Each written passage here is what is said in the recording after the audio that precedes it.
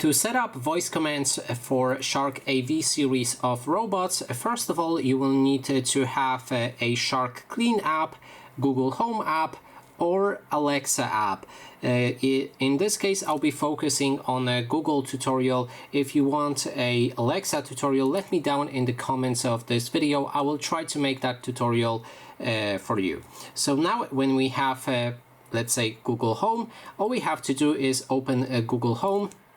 Then select your home, make sure that you have your home added. You can click on a plus button to create one. Then when you're ready, click on your profile picture and navigate into the home settings.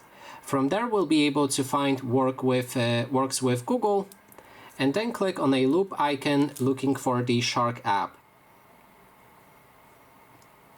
Here's Shark Clean. We want to click on that and then continue. Now you will need to log in to your Shark account. After you logged in, you will need to continue the setup and just read through the setup. It's very quick. After that, you'll be able to say commands to your Google. For example, hey Google, start cleaning my specific room name. Insert specific room name that right there.